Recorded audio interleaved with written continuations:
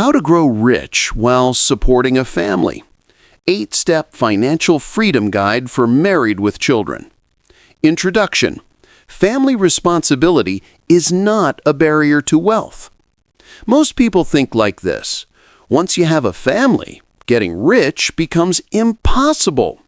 They look at their spouse, their kids, the bills piling up on the kitchen counter, and they whisper to themselves, "Financial freedom?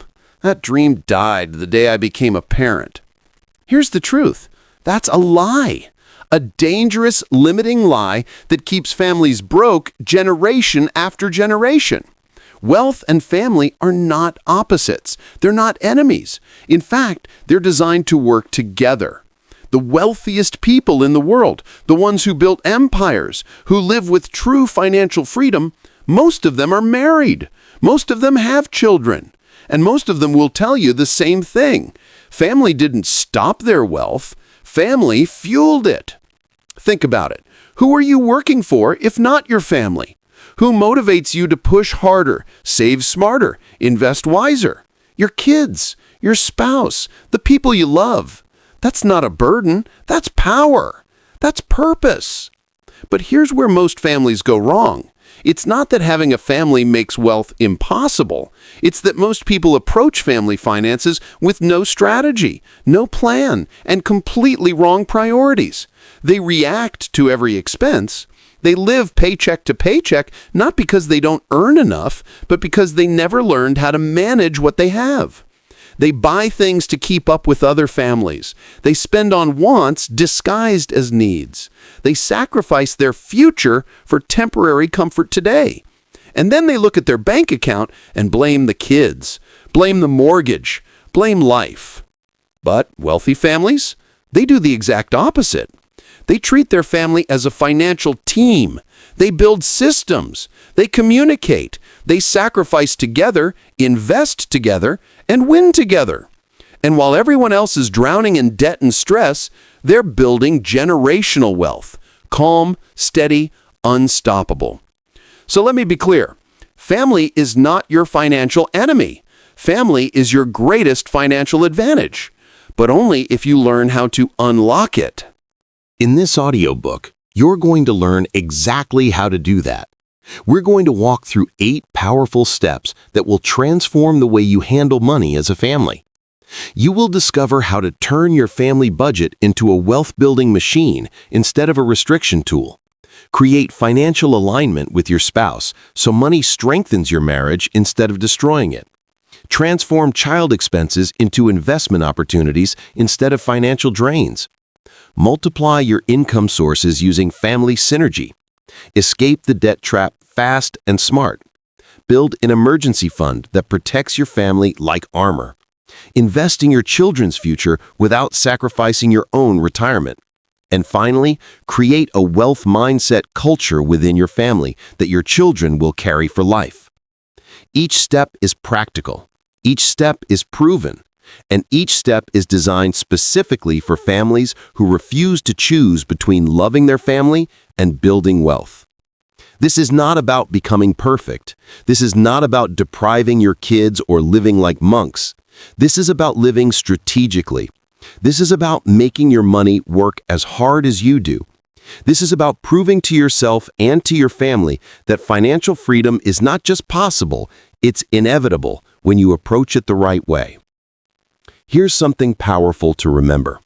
You are not alone in this journey. You have your spouse.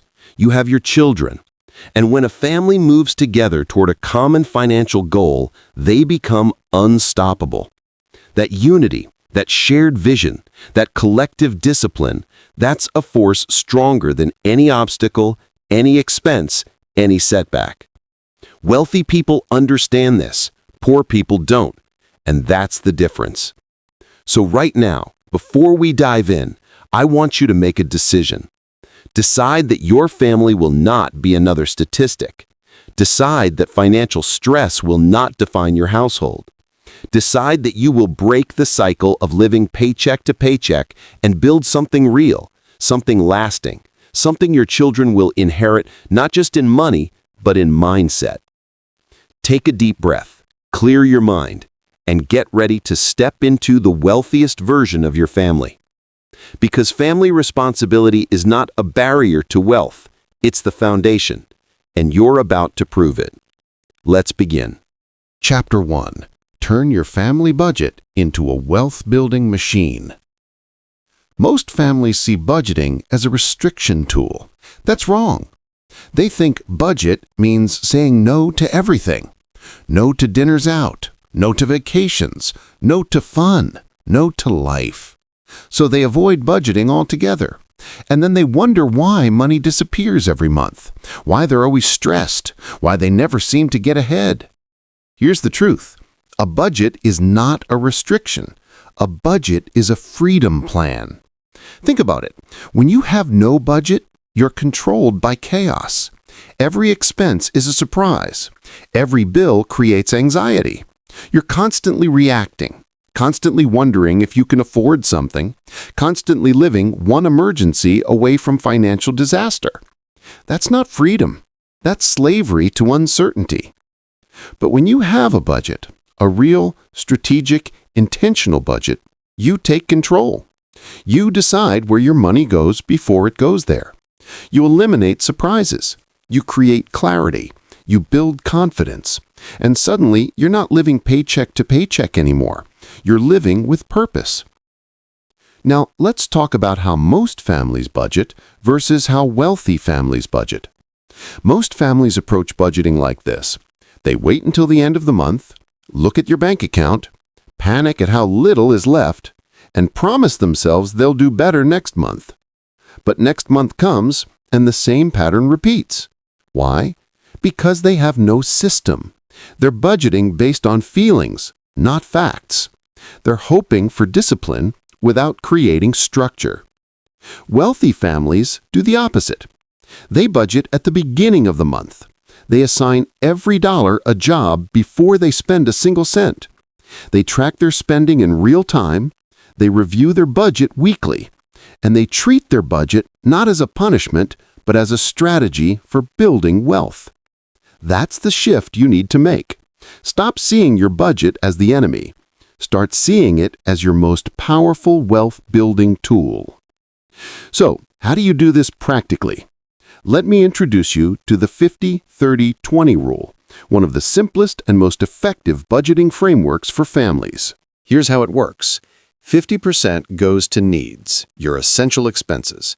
This includes rent or mortgage, utilities, groceries, insurance, transportation, and minimum debt payments.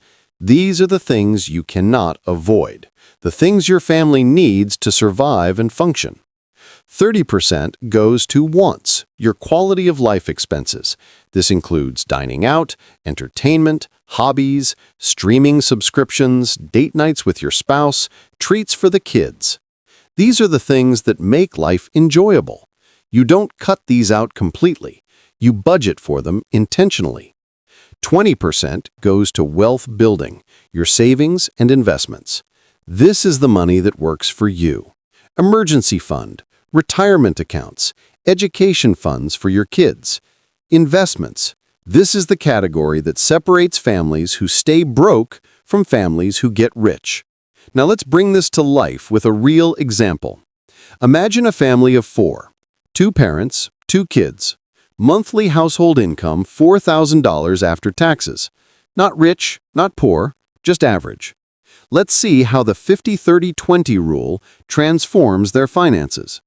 50% to needs equals $2,000 per month. Rent equals $1,000. Groceries equals $600. Utilities equals $150. Car payment plus insurance equals $250. Total, $2,000. Tight, but manageable. 30% to wants equals $1,200 per month. Family dining out, $300. Streaming services plus entertainment, $100. Kids' activities, sports, hobbies, $200. Date nights with spouse, $150. Miscellaneous fun, $450. Total, $1,200. Enough to enjoy life without guilt. 20% to wealth building equals $800 per month. Emergency fund, $300.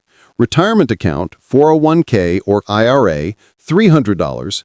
Kids Education Fund, 529 plan, $200. Total, $800. This is the game changer. This is the money that builds freedom. Now think about this. Most families earning $4,000 a month save nothing, zero. They spend it all and then borrow more on credit cards. But this family, they're putting away $800 every single month. In 1 year, that's $9,600 saved and invested. In 10 years, with compound interest at 8%, that's over $147,000. That's the power of a budget. That's the difference between staying broke and building wealth. But here's the key. You have to be honest. You have to track. You have to adjust. The 50-30-20 rule is a guideline, not a law. If your rent is higher, maybe your needs are 60% and your wants are 20%. That's okay. The point is to have a system. The point is to know where your money is going and to make intentional choices. Too many families lie to themselves. They say, we can't save 20%. But then they spend $200 on coffee, $150 on unnecessary subscriptions, and $300 on impulse purchases they don't even remember. The money is there. It's just being wasted instead of being directed. Wealthy families don't waste. They direct. They decide. They control. So here's your challenge for this chapter. Over the next month, rewrite your family budget using the 50-30-20 rule. Sit down with your spouse. Pull out your bank statements. List every expense from last month. Categorize them: needs, wants, wealth building. Be brutally honest. No judgment, just facts. Then adjust. Cut the unnecessary, keep the meaningful, and commit to putting at least 20% toward wealth building. If you can't do 20% yet, start with 10%, but start. Because the moment you start directing your money instead of wondering where it went, everything changes. And one more thing, make this a family conversation. If your kids are old enough, involve them. Show them the budget. Explain why you're saying no to some things and yes to others. Teach them that every dollar has a choice. This is how you raise financially intelligent children. This is how you break the cycle of financial illiteracy. A budget is not about deprivation. It's about intention. It's about taking control. It's about transforming your family's financial chaos into a wealth-building machine. And once you do that, you'll discover something powerful. Freedom doesn't come from earning more. Freedom comes from managing well. And management starts with a budget. Your family budget is not a restriction. It's your roadmap to financial freedom. And the journey starts now. Chapter 2. Create financial alignment with your spouse. Here's a statistic that should wake you up. 41% of marriages end because of money fights. Not because of infidelity, not because they fell out of love, because of money. Arguments about spending, disagreements about saving, resentment over hidden purchases, stress over debt, fear about the future. Money destroys more marriages than almost anything else. And the tragedy is, it doesn't have to. The problem is not money itself. The problem is financial misalignment. When two people are married but have completely different visions about money, conflict is inevitable. One spouse wants to save every dollar. The other wants to enjoy life now. One is terrified of debt. The other thinks credit cards are free money. One dreams of early retirement. The other hasn't thought past next month. And neither of them talks about it. They just assume the other person thinks the same way. Until one day, an argument explodes over a purchase, a bill, or a financial decision. And suddenly, they realize they're not on the same team. They're fighting each other instead of fighting together toward a common goal. Wealthy couples understand something most couples don't. Financial alignment is the foundation of a strong marriage and the key to building wealth. Think about it. If you and your spouse are pulling in opposite financial directions, you'll never get anywhere. But if you align your vision, combine your strengths, and move together with a shared plan, you become unstoppable. So, how do wealthy couples do this? What's their secret? It's simple. They have money dates. A money date is a monthly, one-hour financial meeting where you and your spouse sit down together, review your finances, celebrate wins, address challenges, and plan for the future. No judgment, no blaming, no fighting. Just honest, calm, strategic conversation about money. Most couples never do this. They avoid talking about money because it's uncomfortable. But avoiding the conversation doesn't make the problem disappear. It makes it worse. The stress builds, the resentment grows, and eventually, the marriage cracks. Wealthy couples do the opposite. They schedule money dates like they schedule date nights. They make it a ritual. And because they talk about money regularly, there are no surprises, no hidden resentments, no financial bombs waiting to explode. Here's how you can start. Step 1. Schedule a monthly one-hour money date. Pick the same day every month, first Saturday morning, last Sunday evening, whatever works for your schedule. Put it on the calendar. Treat it like an important appointment, because it is. Step 2. Set 3 shared financial goals together. Not individual goals, shared goals. Goals that excite both of you. Maybe it's buying a house. Maybe it's taking a dream vacation in 2 years. Maybe it's retiring at 55. Whatever it is, write it down. Make it specific. Make it measurable. And commit to it together. When you have shared goals, money stops being a source of conflict and becomes a tool for building the life you both want. Step 3. Give each other individual fun money. This is critical. Financial alignment doesn't mean financial control. Each spouse needs a small amount of money every month that they can spend however they want. No questions asked, no judgment, no approval needed. Maybe it's $100 a month. Maybe it's $200. Whatever your budget allows. The point is freedom. You get your fun money, your spouse gets theirs, and neither of you has to explain or justify how you spend it. This small step eliminates so much conflict, because now, if you want to buy something for yourself, you're not wasting family money. You're spending your fun money, and your spouse has theirs. Everyone wins. Now, let's talk about the contrast between two types of couples: hidden spending couples versus transparent couples. Hidden spending couples operate in secrecy. One spouse hides purchases, deletes transaction notifications, opens secret credit cards, lies about prices. And the other spouse does the same. They're both spending, both hiding, both pretending everything is fine. Until one day, the truth comes out, and trust is shattered. Transparent couples do the opposite. They share everything. Every account is visible to both. Every purchase is discussed if it's above a certain threshold. Every financial decision is made together. There are no secrets, no shame, no hidden debt. And here's what happens. Trust deepens, stress decreases, wealth grows. Because when two people are fully aligned and fully transparent, they stop wasting money on guilt purchases, hidden spending, and financial chaos. They start building together. So, let me ask you a question, and be honest. Do you know your spouse's biggest financial fear? Not their favorite color, not their dream vacation, their biggest financial fear. Are they terrified of being broke in retirement? Are they scared of losing their job? Are they worried about not being able to provide for the kids? If you don't know, you're not financially aligned. And if you're not financially aligned, you're fighting an uphill battle. Wealthy couples know each other's fears. They talk about them, they address them together, and they build financial strategies that calm those fears instead of ignoring them. Here's your challenge for this chapter. This week, sit down with your spouse for 30 minutes. No distractions, no phones, just the two of you. and together write down 3 shared financial goals.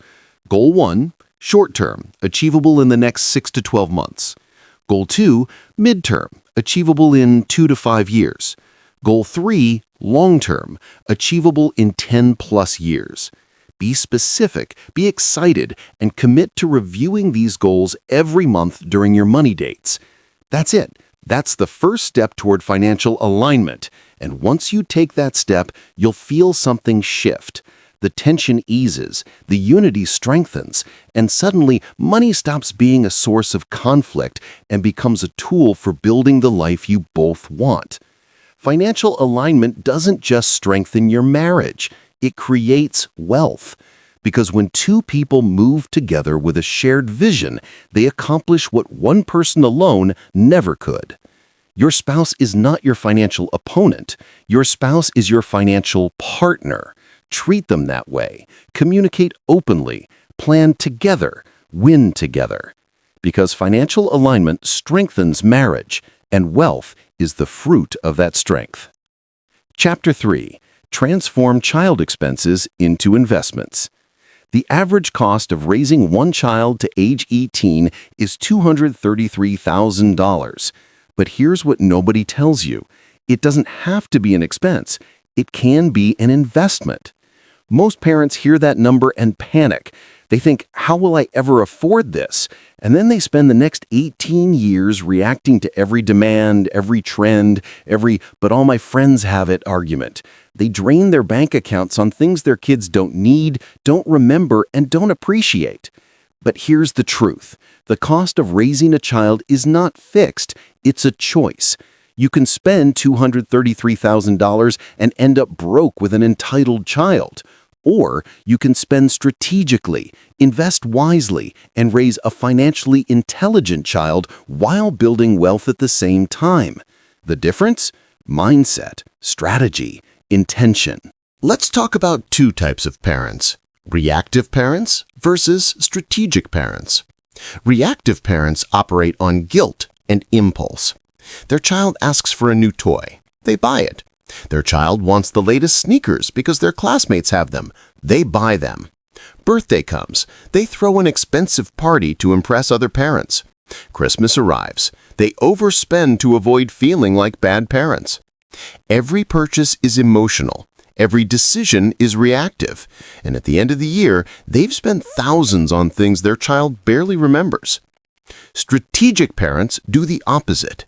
They make value-based decisions. Before buying anything, they ask, does this add real value to my child's life? Does this teach them something? Does this align with our family's financial goals? They say no without guilt. They prioritize experiences over things. And they use every financial interaction as an opportunity to teach their child about money. Which parent raises a financially intelligent child? Which parent builds wealth? Always the second. So, how do you become a strategic parent? Let me give you 3 practical strategies. Strategy 1. Redirect gift money into a 529 education fund. When your child receives money for birthdays, holidays, or special occasions, don't let them spend it all on toys they'll forget in a week. Take a portion, maybe 50%, and deposit it into a 529 education savings plan.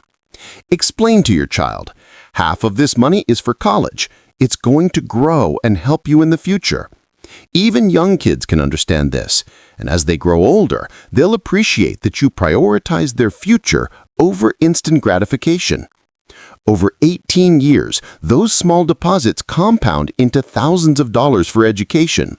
That's strategic parenting. Strategy 2. Implement a toy rotation system. Here's a hard truth. Most kids have too many toys, and most of those toys are forgotten, broken, or ignored within weeks. Instead of constantly buying new toys, create a rotation system. Keep 10 to 15 toys accessible, store the rest. Every month, rotate them. Suddenly, old toys feel new again. Your child stays engaged without you spending a dime. And when they ask for a new toy, make it a teaching moment. We have plenty of toys at home. Let's go through what you already have first. This simple habit stops the endless cycle of buying and builds gratitude instead of entitlement. Strategy 3 is to teach budgeting through an allowance system. Financial education doesn't start in college. It starts at home, and one of the best tools is an allowance system. Give your child a small weekly or monthly allowance, but here's the key. Teach them to divide it into 3 categories: save, spend, give. Maybe 50% for saving, 30% for spending, 20% for giving or donating. Let them make mistakes. Let them blow their spending money on something they regret. Let them experience the consequences of poor decisions in a safe environment. That's how they learn. By the time they're 18, they'll have a foundation in money management that most adults never learned. Now, let's look at the math. Imagine a family that spends $100 a month on unnecessary toys, gadgets, and impulse purchases for their child. Over 18 years, that's $21,600 spent, and at the end, they have nothing to show for it but clutter and landfill waste. But what if that same family took that $100 a month and invested it instead? In a low-cost index fund with an average 8% annual return, that $100 a month becomes $48,000 in 18 years. Same money, completely different outcome. One family spent it all and ended up with nothing. The other family invested it and built a college fund, a down payment for their child's first home, or a head start on their financial independence. That's the power of shifting from expense thinking to investment thinking. So here's your challenge for this chapter. This week, sit down with your child and create their first allowance budget. Give them 3 jars or envelopes: save, spend, give. Explain what each one means and let them start managing their own money. If they're too young for allowance, start the 529 fund. Even $25 a month adds up over time. The point is to start, because the greatest gift you can give your child is not money, it's financial intelligence. It's the ability to manage money, delay gratification, and make smart decisions. Wealthy parents understand this. Poor parents don't. And that's why wealth, or the lack of it, gets passed down through generations. Your child doesn't need more toys. They need more wisdom. They don't need you to spend more. They need you to teach more. So stop seeing child expenses as a burden. Start seeing them as an opportunity to invest, an opportunity to teach, an opportunity to build both wealth and character at the same time. Because the best inheritance you can leave your child is not a pile of money, it's financial intelligence. And that starts with the decisions you make today. Chapter 4. Multiply income sources. Family synergy. If you're supporting a family on a single income, you're walking a tightrope. One job loss, one medical emergency, one unexpected crisis, and everything falls apart. A second income isn't a luxury, it's a necessity. Here's the difference between struggling families and wealthy families. Struggling families rely on one income source. They put all their financial security in one job, one paycheck, one employer, and they live in constant fear of losing it. Wealthy families build multiple income streams. They diversify, they create safety nets, and they use every member of the family as a potential contributor to the household's financial ecosystem. Think about it. Your family is a team, and teams win when everyone contributes. Your spouse has skills. You have skills. Even your older kids have potential. Why let all that talent sit idle when it could be generating income? Here's how family synergy works in practice. Your spouse can start a part-time freelance gig, sell products online, or offer consulting in their area of expertise. Maybe they're great at graphic design, writing, bookkeeping, or tutoring. Those skills can turn into $500, $1,000, or more per month. You can launch a side hustle, build passive income streams, or monetize a skill you already have. Maybe you're handy and can do weekend repairs. Maybe you're knowledgeable about fitness and can coach online. Maybe you can create digital products that sell while you sleep. Your older kids can learn entrepreneurship early. Babysitting, lawn care, dog walking, selling crafts online. Small jobs teach responsibility and contribute to the family's financial goals. Let me give you 4 practical examples. Example 1. Start a family brand on Etsy or Amazon. Do you make homemade candles, jewelry, or baked goods? Sell them. Your spouse handles production. You handle marketing. Your kids help with packaging. Suddenly, you're earning $300 to $500 a month from something you enjoy. Example 2. Launch a YouTube channel or blog. Share your family's experiences, parenting tips, budgeting hacks, home organization. Build an audience. Monetize through ads, sponsorships, or affiliate links. Families are doing this right now and earning thousands per month. Example 3. Rent out a spare room on Airbnb. If you have extra space, use it. Even one weekend rental a month can bring in $200 to $400. That's $2,400 to $4,800 a year for space that was sitting empty. Example 4. Create and sell an online course. You have expertise. Package it. Teach others. Whether it's cooking, budgeting, DIY projects, or career skills, people will pay to learn from you. Now, let me ask you a question. What's your spouse's hidden talent? What are they naturally good at that people would pay for? Do you even know? Most couples never have this conversation. They assume income comes only from traditional 9-to-5 jobs. But the internet has demolished that limitation. You can make money from your couch, your garage, your kitchen table.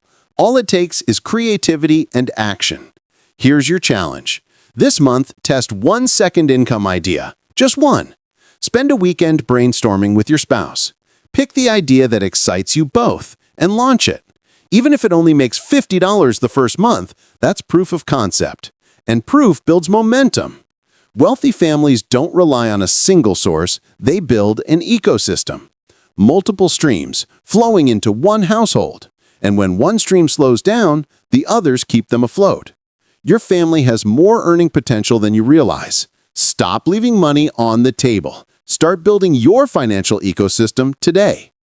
Chapter 5. Escape the debt trap. Fast and smart.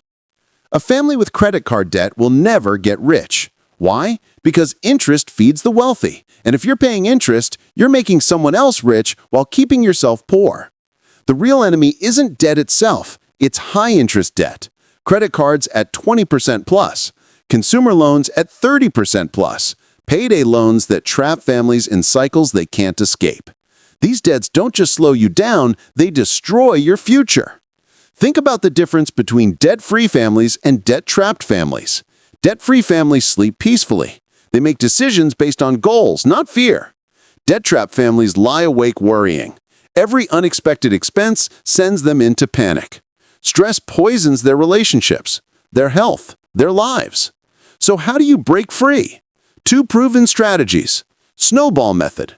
Pay off your smallest debt first, regardless of interest rate. Why? Momentum. When you eliminate one debt completely, you feel progress. That emotional win fuels discipline to attack the next one. Small victories build unstoppable habits. Avalanche method. Pay off your highest interest debt first. This is pure math. You save the most money by eliminating expensive debt quickly. Less emotion, more logic. Both work. Pick the one that fits your personality. Here's a real scenario. Your family has 3 debts. Credit card, $5,000 at 22% interest. Car loan, $15,000 at 7%. Mortgage, $200,000 at 4%. Attack the credit card first. Throw every extra dollar at it. Cut luxuries. Sell things you don't need. Work overtime. Get intense. Once it's gone, redirect that payment to the car loan, then the mortgage. Want an extreme tactic? Declare a 6-month luxury spending freeze. No dining out, no new clothes, no subscriptions you don't absolutely need. Pour everything into debt. It's temporary pain for permanent freedom. Here's your challenge. Right now, list every debt you have. Calculate the total interest you're paying annually. Let that number shock you. Then, commit to destroying your debt starting this month. Debt-free living isn't a luxury, it's a necessity, and your family's financial freedom depends on it. Chapter 6. Build an emergency fund, your family's armor. The biggest financial disaster for a family is not illness, it's not job loss, it's being unprepared when those things happen. Think about it. Emergencies don't announce themselves. Your car doesn't schedule its breakdown 2 weeks in advance. Medical bills don't wait until you're financially ready. Job loss doesn't ask for permission. Life hits hard, and if you're not prepared, it doesn't just hurt, it destroys. That's why an emergency fund is not optional. It's your family's financial armor. It's the shield that protects you when life attacks. And without it, you're vulnerable, exposed, one crisis away from financial collapse. Here's the goal. 6 months of essential expenses. Not 6 months of your full lifestyle. 6 months of rent, groceries, utilities, insurance, the bare minimum your family needs to survive. That's your target. For most families, 6 months of essentials is somewhere between $15,000 and $25,000. It sounds like a lot, and it is, but it's the difference between surviving a crisis and drowning in it. Let's talk about the contrast between two types of families when crisis hits. Families without an emergency fund panic immediately. The car breaks down. They don't have $1,200 for repairs, so they put it on a credit card at 22% interest. A few months later, someone gets sick. Medical bills pile up. More debt. Then a job is lost. No savings. No buffer. Suddenly, they're borrowing from family, skipping mortgage payments, sinking into a hole they can't escape. They lose control. Fear takes over, and every decision they make is reactive, desperate, and expensive. Families with an emergency fund stay calm. The same car breaks down, they pull $1,200 from their fund, fix the car, and move on. Medical bills arrive. They pay cash. No debt, no stress. A job is lost. They have 6 months to find new work without panic, without desperation, without making terrible financial decisions out of fear. They keep control. They breathe. They strategize. And they survive the storm without sinking. That's the power of an emergency fund. It's not just money, it's peace of mind. It's the ability to make smart decisions during the worst moments of your life. So how do you build one? Let me break it down step by step. Step 1. Calculate your monthly essential expenses. Sit down and list only the expenses you cannot avoid. Rent or mortgage, groceries, utilities, insurance, transportation, minimum debt payments, nothing else. No entertainment, no dining out, just survival. Let's say your family's monthly essentials are $3,000. That's your baseline. Step 2. Multiply by 6. $3,000 times 6 equals $18,000. That's your emergency fund target. Write that number down. Make it visible. Put it on your fridge. This is your family's financial goal. Step 3. Start saving consistently. If you can save $300 a month, you'll hit $18,000 in 5 years. Sounds long, but here's the truth. 5 years will pass whether you save or not. The question is, will you have the fund at the end, or will you still be vulnerable? Can't save $300? Start with $100. Start with $50. The amount doesn't matter as much as the consistency. The goal is to build the habit and watch the fund grow. Now here's a secret tactic wealthy families use. They accelerate their emergency fund with windfalls. Tax refund comes in? Straight to the emergency fund. Bonus at work? Emergency fund. Sold something online? Emergency fund. Unexpected cash gift? You guessed it, emergency fund. Most people blow windfalls on treats, vacations, or impulse purchases. Wealthy families redirect them, and that's how they build 6-month funds in 2 years instead of 5. Let me ask you a question. Be brutally honest with yourself. If you lost your job tomorrow, does your family have enough saved to survive for 6 months? If the answer is no, you're living on the edge. You're one crisis away from financial disaster, and that's not a position any family should accept. Here's the hard truth. Most families spend more time planning a vacation than planning for emergencies. They'll research hotels, compare flights, budget for souvenirs, but they won't save a single dollar for the unexpected. And when the unexpected happens, they wonder why life feels so hard. It's not bad luck, it's bad planning. So here's your challenge for this chapter. This week, open a separate savings account specifically for emergencies, not your regular checking account. A dedicated emergency fund that you don't touch unless it's a real emergency. And deposit your first $100 into it. Yes, $100. It's not the full $18,000, but it's the start. And starting is the hardest part. Once you deposit that first $100, something shifts. You're no longer hoping you'll be okay if something goes wrong. You're preparing. You're taking control. And that feeling, that sense of readiness, changes the way you sleep at night. And then every single month, add to it. Even if it's $50, even if it's $25, keep feeding it, keep building it. And one day, sooner than you think, you'll look at your emergency fund and realize, my family is protected, we're ready. Life can throw whatever it wants at us, and we'll handle it. That's financial confidence. That's security. That's the kind of foundation wealth is built on. Because here's the truth. You can't build wealth if you're constantly getting knocked down by emergencies. Every unexpected expense becomes a financial disaster when you're unprepared. But when you have a fully funded emergency fund, those same emergencies become inconveniences, annoying, but manageable. Your emergency fund is your armor. It's the wall between you and financial chaos. And without it, all your other financial goals, saving for retirement, investing, paying off debt, are just dreams waiting to be shattered by the first crisis that comes along. So build the fund, protect your family, and once it's in place, you'll discover something powerful. Wealth doesn't start with investments. It starts with security. And security starts with an emergency fund. Without the fund, your wealth is a sandcastle, beautiful but fragile. One wave and it's gone. With the fund, your wealth is a fortress, strong, protected, built to last. Chapter 7. Invest in your children's future, but don't neglect yourself.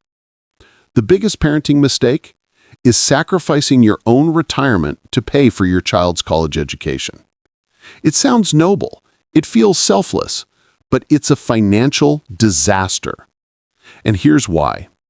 Your child can borrow money for college. You cannot borrow money for retirement. Think about it. Student loans exist, scholarships exist, work-study programs exist. Your child has options.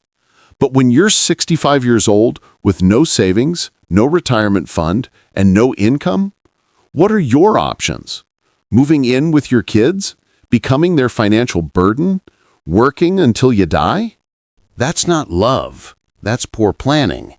Here's the golden rule. Put on your own oxygen mask first, then help your child with theirs. The priority order is simple. 1. Your retirement fund, 401k, IRA, personal retirement account. 2. Your emergency fund.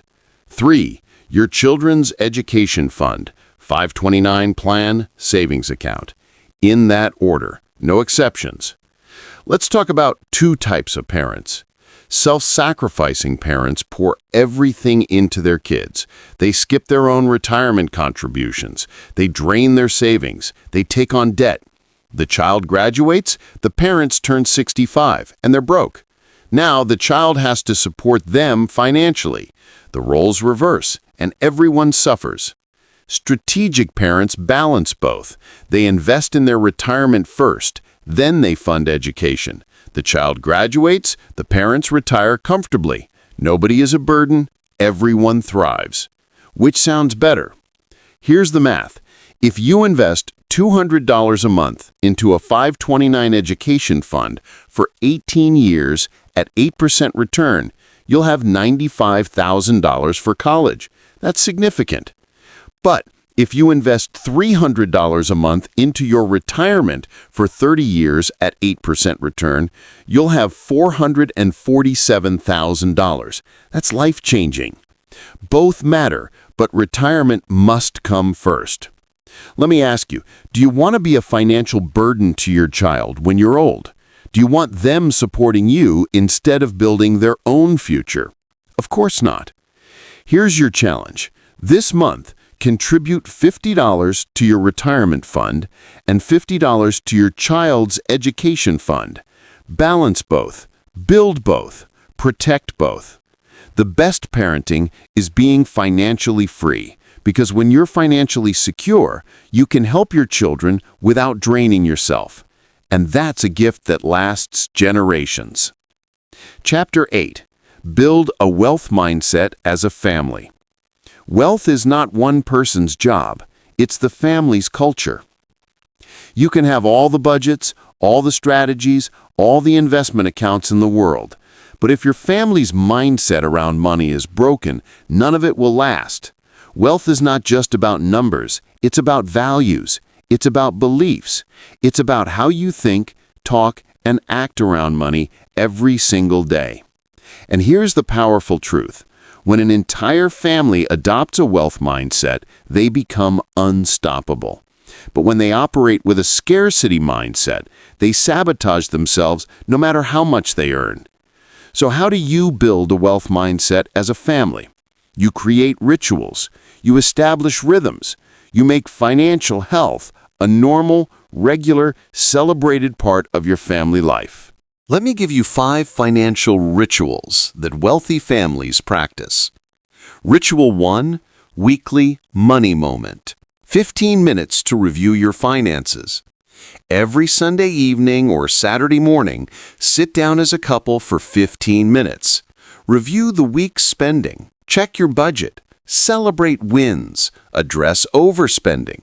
It's not about judgment. It's about awareness. When you do this weekly, money stops being a mystery. It becomes manageable. You catch problems early, you stay aligned, and you build a habit of financial awareness that most families never develop. Ritual 2, monthly goals celebration. Reward progress. Did you hit your savings goal this month? Did you pay off a chunk of debt? Did you stick to your budget? Celebrate it. Take the family out for ice cream. Have a special dinner at home. Acknowledge the discipline. Why? Because what gets celebrated gets repeated. If financial discipline feels like punishment, your family will resist it. But if it comes with rewards, even small ones, everyone stays motivated. Ritual 3, annual financial vision meeting. Update your 5-year goals. Once a year, sit down as a family and ask, where do we want to be financially in 5 years? What do we want to own? What do we want to experience? What kind of life are we building? Write it down. Make it specific. Maybe it's owning a home. Maybe it's being debt-free. Maybe it's taking a dream vacation without guilt. Whatever it is, define it together, and then reverse engineer the steps to get there. This meeting keeps everyone focused on the long game instead of getting lost in day-to-day spending. Ritual 4, age-appropriate money conversations with your kids. Don't hide money from your children. Don't pretend it doesn't exist. Talk about it in age-appropriate ways. For young kids, we're saving money for a family trip. Every time we don't buy something we don't need, we get closer to that trip. For older kids, here's how much our family earns. Here's how much we spend. Here's how much we save. Here's why we make the choices we make. Transparency builds financial intelligence. Secrecy builds financial ignorance. Your children are watching you. They're learning from your habits, your conversations, your stress levels around money. If you want them to be financially smart, start teaching them now, not when they're 18, now. Ritual 5. Family Investment Journal. Document what you learn. Keep a simple notebook or digital document where you track your financial journey. What worked this month? What didn't? What did you learn about investing, budgeting, or saving? This journal becomes a roadmap. It shows your progress. It reminds you how far you've come. And one day, you can pass it to your children as a guide for their own financial journey. Now, let's talk about the contrast between two types of family mindsets. Scarcity mindset families operate from fear and limitation. Their language is, "We can't afford that. Money's tight. It's impossible. We'll never get ahead." They see obstacles everywhere. They focus on what they lack instead of what they can create. And that mindset becomes a self-fulfilling prophecy. They never take risks, they never invest, they never grow, and they stay stuck. Abundance mindset families operate from possibility and creativity. Their language is, "How can we make this happen? What opportunities are available? Let's learn, let's try, let's build." They see challenges as puzzles to solve, not walls to stop them. They focus on growth, on learning, on taking strategic action. And because they believe wealth is possible, they make decisions that create it. Which mindset does your family have? Be honest. Because here's the hard truth. Your children will not learn wealth from your words. They will learn it from your actions. If you say, "We value saving," but you blow every paycheck on impulse purchases, your kids learn that saving doesn't matter. If you say, "Education is important," but you never invest in learning or growth, your kids learn that education is just talk. If you say, "We're building wealth," but you never budget, never save, never invest, your kids learn that wealth is just a dream, not a reality. Children don't do what you say, they do what you do. So if you want to raise financially intelligent, wealthy-minded children, you have to become that example first. Model discipline, model delayed gratification, model smart decision-making, and they will absorb it. Not because you lectured them, but because they lived it with you. So here's your challenge for this chapter. This Sunday, sit down as a family for 1 hour. Turn off distractions, no phones, no TV, just the family. And together, answer this question. Where do we want to be financially in 5 years? Write down 3 specific goals. Make them exciting, make them real, and commit to reviewing them every year. That one conversation can change the trajectory of your entire family's financial future. Because building wealth as a family is like marriage. You either walk together or you don't arrive at all. One person working toward wealth while the rest of the family spends recklessly, that's a losing battle. But an entire family aligned, disciplined, and moving in the same direction, that's unstoppable. Wealth is not an individual achievement, it's a family culture. It's the way you talk about money at the dinner table. It's the way you celebrate financial wins. It's the way you handle setbacks together. It's the values you pass down to your children. And when you build that culture, when you make wealth a family mission, you don't just change your own life, you change your children's lives and their children's lives. You break generational cycles of poverty and create generational patterns of wealth. That's the power of a family wealth mindset. So start today. Create the rituals, shift the language, model the behavior, and watch as your family transforms not just financially, but in every area of life. Because when a family believes in abundance, acts with discipline, and moves with purpose, there is no limit to what they can build. Wealth is not something you chase alone. It's something you build together. And the family that builds together stays wealthy together. Conclusion: the beginning of your family's wealth journey. You've just walked through 8 powerful steps that can transform your family's financial future. Let's quickly recap what you've learned. Chapter 1. You learned how to turn your family budget from a restriction tool into a wealth-building machine using the 50-30-20 rule. Chapter 2. You discovered how to create financial alignment with your spouse through monthly money dates, shared goals, and transparent communication. Chapter 3. You saw how to transform child expenses into investments by redirecting gift money, implementing toy rotation, and teaching budgeting through allowance systems. Chapter 4. You explored how to multiply income sources using family synergy, leveraging your spouse's skills, your own talents, and even your children's potential. Chapter 5. You learned how to escape the debt trap fast and smart using the snowball or avalanche method to attack high-interest debt aggressively. Chapter 6. You understood the critical importance of building a 6-month emergency fund as your family's financial armor against life's unexpected crises. Chapter 7. You learned the golden rule of investing in your children's future without sacrificing your own retirement, putting on your oxygen mask first. Chapter 8. You discovered how to build a wealth mindset as a family through 5 powerful financial rituals that create lasting change. 8 steps, 8 pillars, 8 building blocks for your family's financial freedom. But here's the reality check. You don't have to be perfect. You don't have to implement all 8 steps flawlessly starting tomorrow. Perfection is not the goal. Progress is.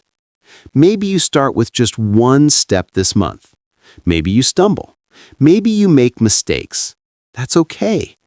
Wealthy families aren't wealthy because they never failed. They're wealthy because they kept moving forward despite failure. So let me say this clearly. Family responsibility is not an excuse. It's your motivation. Every time you feel like giving up, look at your kids. Look at your spouse. Remember why you're doing this.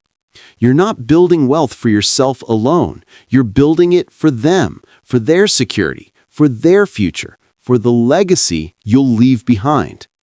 And here's the ultimate truth that separates struggling families from wealthy families.